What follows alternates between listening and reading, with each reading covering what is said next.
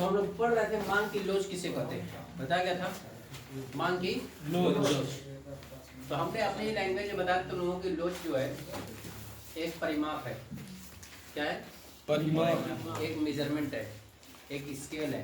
क्या है? स्केल जिससे मापा जाता है कि किसी वस्तु के मूल्य में कितना प्रतिशत परिवर्तन हुआ तो उसकी मांग में कितना प्रतिशत परिवर्तन हुआ। ठीक है ना? यानी किसी भी प्राइस में घटेगी बढ़ेगी, कीमत घटेगी बढ़ेगी, या और भी जो अन्य फैक्टर थे, अन्य कारण थे जिसकी वजह से स्थिरता बताई गई थी, वो सब के सब अगर आप बदलते हैं तो उनके बदलने की वजह से मांग पर क्या असर पड़ता है, उसको जो मापा जाता है उसको क्या कहते हैं हम लोग? मांग की लोच कहते हैं। यही बताया गया था कि किसी भी वस्तु के मूल्य में परिवर्तन होने के कारण उसकी मांग में जो परिवर्तन होता है उसको क्या कहते हैं हम लोग? मांग की लोच। अब मांग की लोच कितने प्रकार की बताई गई? 3 प्रकार की। मांग की कीमत लोच या मांग की मूल्य लोच, जिसको हम लोग बोलते हैं प्राइस इलास्टिसिटी। क्या बोलते हैं? Price elasticity. जब मांग की कीमत, मांग की आय लोच। मांग की आय लोच का मतलब क्या हो जाएगा? यानी कि इनकम इलास्टिसिटी। इनकम इलास्टिसिटी या तो मांग की तिरछी लोच या मांग की आड़ी लोच। इसका मतलब है क्रॉस इलास्टिसिटी। क्या है? Cross elasticity. और एक आती है इसमें, ठीक है ना, विज्ञापन की मांग की विज्ञापन लोच। लेकिन तुम लोग बुक में नहीं दिया हुआ है, मैं क्यों बताऊं? इशारा कर दूंगा, ठीक है ना? समझदार के लिए 3 को मैंने बताया मांग की कीमत लोच। तो मांग की कीमत लोच का मतलब क्या हुआ? यानी यदि किसी वस्तु की कीमत में परिवर्तन होने के साथ परिवर्तन होने से उसकी मांग में परिवर्तन होता है तो उसको जो मापा जाता है उसको क्या कहते हैं? मांग की कीमत लोच कहते हैं। यानी कीमत में परिवर्तन होने की वजह से मांग में जो परिवर्तन होता है, यानी कीमत घटी मांग बढ़ी, कीमत बढ़ी मांग घटी, तो कितने परसेंट परिवर्तन उसकी मांग मूल्य में हुआ और कितने परसेंट उसकी के मांग में परिवर्तन हुआ, अगर उसको हम लोग मापते हैं तो उसको कीमत लोच कहते हैं। कीमत में परिवर्तन होने की वजह से मांग में जो परिवर्तन होता है उसको जो मापा जाता है उसको क्या कहते हैं? कीमत लोच कहते हैं। समझा नहीं बाबू? कीमत लोच कहते हैं। अब कीमत लोच निकाला कैसे जाएगा तो उसके लिए फार्मूला दिया हुआ है जिसको हम लोग क्या बोलते हैं? Price elasticity. क्या बोलते हैं? Price elasticity. तो प्राइस इलास्टिसिटी का जो फार्मूला है वो क्या है? फार्मूला उसको भी देख लो। यानी देखो इसी के आगे बड़ा लगा दूं, यहाँ पर मांग की कीमत लोच बराबर, या मांग की कीमत लोच बराबर या मांग की आय वो क्या है? मांग की मूल्य बराबर। क्या हो जाएगा? मांग की मात्रा में अनुपातिक परिवर्तन। तो लिखा जाएगा यहाँ पर इसको percentage of change in percentage लिख सकते हैं या अनुपात लिख सकते हैं, ठीक है ना? चलो यही लिखो, मांग की मात्रा में प्रतिशत परिवर्तन डिवाइड बाई वस्तु की कीमत में, वस्तु की कीमत में प्रतिशत परिवर्तन। ठीक है जी?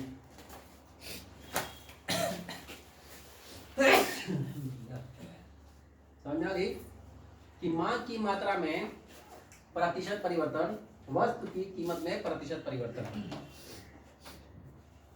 ये जो समझना है, ये समझना है, मांग की मात्रा में प्रतिशत परिवर्तन। अब इसको कैसे निकाला जाएगा उसी में बात करता हूं। मांग की मात्रा में प्रतिशत परिवर्तन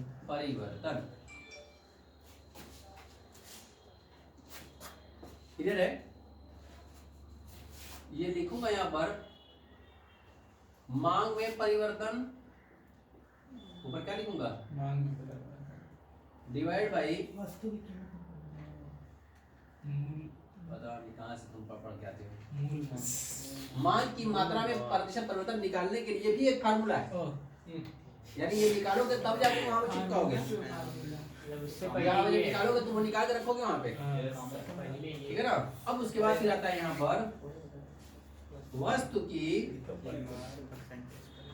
नहीं बताओगे, वस्तु की कीमत में प्रतिशत परिवर्तन बराबर। हाँ जी देखो यहाँ पर, यहाँ पर लिखूंगा कीमत में परिवर्तन, मूल वो मूल्य में परिवर्तन,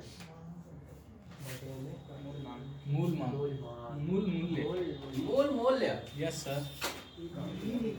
इसका मतलब इसको हल करेंगे तो इसको कहाँ रखेंगे, वस्तु की कीमत परिवर्तन में। पहले ऊपर बस मैं नहीं सबको नहीं समझ गए, आगे फार्मूला है, पहले फार्मूला रहेगा तब समझ में आएगा आगे।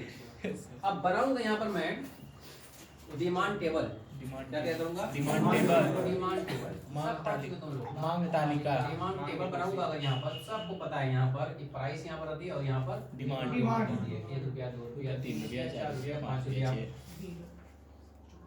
10 8 ये एग्जांपल तुम देखे होगे, आज पहली बार नहीं बता रहा हूँ, ठीक है भैया। 1 रुपए में कितनी 10, 2 रुपए में कितनी 8, 3 रुपए में कितनी, मतलब देखा गया प्राइस बढ़ रही है, मांग घट रही है।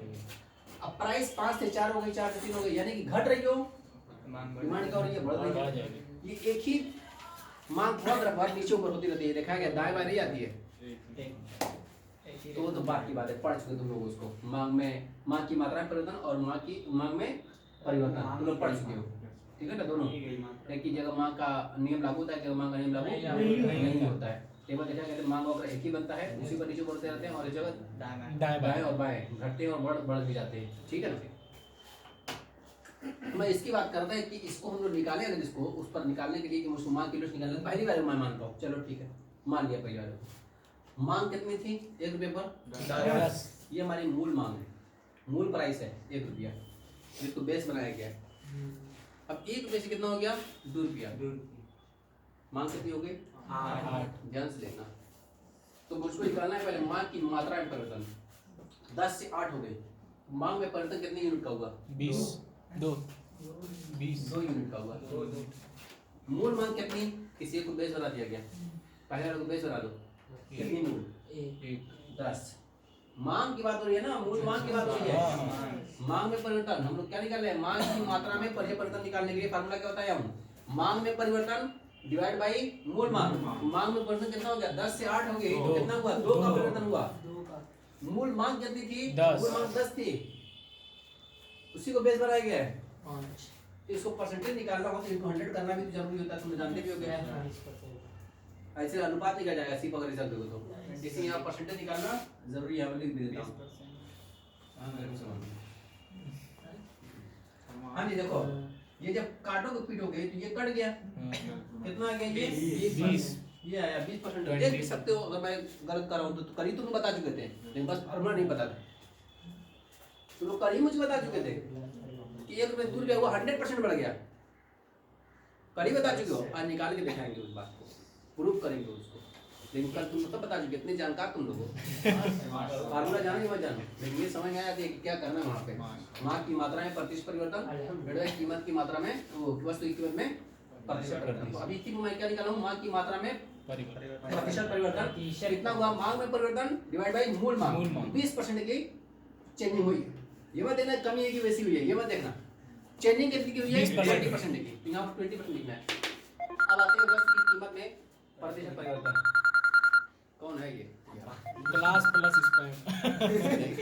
इसको जो डिलीट करो साले को, अरे एकदम यार तमाशा है।